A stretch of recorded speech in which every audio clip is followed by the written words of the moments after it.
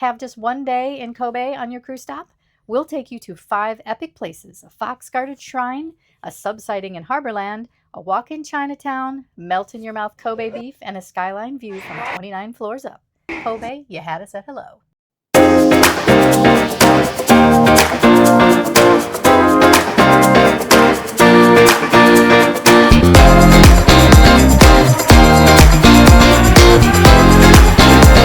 As part of our Cruise Japan series, we are in Kobe, Japan this morning. We're taking a guided small group tour, so come join us. We were still sipping coffee when Kobe's fishermen were already halfway through their workday. Respect. As our ship pulled into Kobe at sunrise, the harbor was already alive with fishing boats. These small coastal vessels head out before dawn, hauling in sea bream, mackerel, and octopus from Osaka Bay. Kobe's been a fishing hub for centuries, and while it's famous for its beef, it's also a seafood powerhouse. Nearby Nara has a sake zone too. Apparently, good water makes good sake and good seafood. Cool things about this port here in Kobe, that's the exit for the port. You can see the ship is right there, and the train station is right here, Portlander. Super easy. Unlike Tokyo, everyone queued to the right side of the escalator in Kobe. Just follow suit what everybody else is doing. So this little tiny triangle-shaped building is a building in itself. They put buildings anywhere there's a small piece of land. Welcome to Minatogawa Shrine, tucked in the heart of Kobe, but steeped in samurai legend.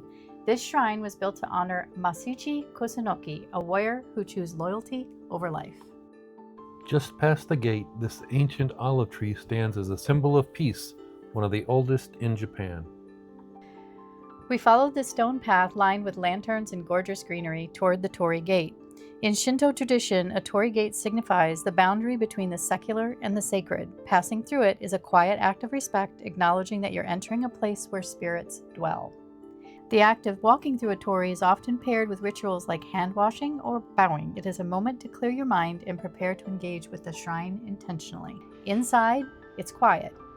Locals come here to pray, reflect, and pay tribute to a hero who became a legend. By the main shrine, we found a wall of ima, wooden prayer plaques where visitors write their hopes and dreams, then leave them for the gods to read. Families bring children here for Shichiko-san blessings at ages 3, 5, and 7. It's a cherished tradition to pray for their health, happiness, and safe passage through life. There were several families here today for this ceremony and adorable kids. Next, as we made our way towards the Inari Shrine, we passed through these torii gates. The repetition of gates creates a tunnel-like effect, reinforcing the idea of moving gradually from the mundane world into a sacred realm. Beyond the torii, the Inari Shrine is guarded by a fox clutching a rice ball, symbolizing prosperity and protection. We are now inside the shrine. Inari is the Shinto deity of rice, agriculture, and prosperity. It's a small space, but rich with meaning. Fox statues guard the altar, and you'll often see offerings like rice, sake, or even little toy foxes placed nearby. People come here to pray for good harvest, business success, or just a little luck. This whimsical clock with pool balls at the Kobe Harborland Mall is a kinetic art installation known as billiard ball clock, and it goes off every hour.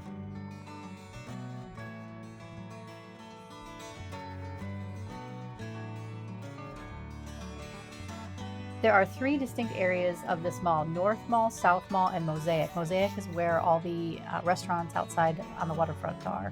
One interesting fact of the stores on the inside, they do not have bars that come down over their stores. They have netting. Oh, by the way, here's this. Japanese are known for their vending machines, but here's a pizza vending machine we came across. We had decided to get a sun umbrella as when in Rome. Yes, when in Rome. Besides, I think our guide was a little concerned about us being in the sun. So we Americans need to do better of keep your skin out of the sun. Looks good. You're very fashionable with your umbrella. Do I? We passed the Mosaic Ferris wheel, Kobe's skyline showstopper. just in time to catch a submarine? Yep. While tourists were snapping selfies, the Japanese Navy was casually running drills in the harbor, shopping, snacking, and spotting stealth vessels. Kobe keeps you guessing. This is a jazz dinner cruise. Kobe is considered the birthplace of jazz in Japan. Our guide shared with us that in 1923, violinist Ikaro Ida formed Japan's first jazz band, the Laughing Stars, right here in Kobe, and it remains very, very popular to this day. There's the Seagull Harbor, tall ship, and the Kobe Tower. So we continued our walk along the harbor. There are some really high-end apartment and condo buildings here and hotels. This particular ship, she pointed out, they do like 45-minute cruises, but the kids in the area seem to think it's haunted. This is the Kawasaki Museum. Kawasaki's headquartered here. They have, way back when they made helicopters, trains, and motorcycles, but they have it all in this museum. This sculpture is done by Frank O'Geary. Interesting. Fish. Our guide was explaining some interesting architectural things here. In certain situations, the exterior of a building may not be demolished, like that white one right there, and so instead they leave the outside and rebuild the building inside. Welcome to Nankinmachi, Kobe's very own Chinatown and one of only 3 official Chinatowns in all of Japan. It may be compact, but don't let the size fool you. This place is bursting with color, culture, and the kind of street food that makes you wish you had a second stomach. The smells were amazing. This place was born in 1868, right after Kobe opened its port to the world. Chinese immigrants brought their flavors, traditions, and entrepreneurial spirit, turning this little corner of the city into a cultural powerhouse. Today, it is a feast for the senses. Red lanterns sway overhead, there's sizzling dumplings, sesame oil fills the air. Every stop brings you face to face with bao buns, bubble tea, dragon treats ready for a selfie. We didn't come hungry because we had a Kobe beef stop next, but this is one of the places where just one bite turns into a full-on food crawl. It was incredibly busy today, so you can see as it looks like the high school let out a little early today, so all the kids were here for lunch. There's also a beautiful Chinese temple tucked inside. And the Central Plaza, it's the heartbeat of the neighborhood. Perfect for people watching, snacking, or just soaking in the vibe. This is ours. We have a nice one here in Kobe. You'll have ones that'll be half the narrowness. Some specializing in just food. Some will be just clothing. The ones we have in Kobe are pretty wide like this.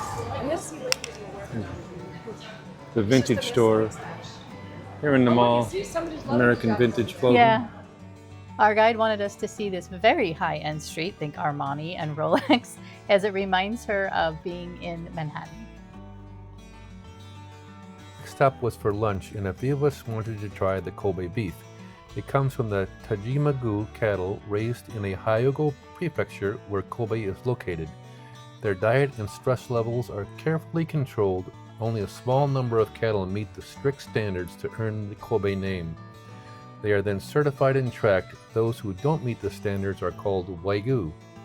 It is very expensive. This mid-tier 80-gram steak was about $30, but it was very tasty. I got a kick out of this how to use the toilet sign. Please don't try and squat on it. So one of our last stops was the REM Hotel at their 29th floor bar, so we could get a bird's eye view of the city. It was really stunning up here.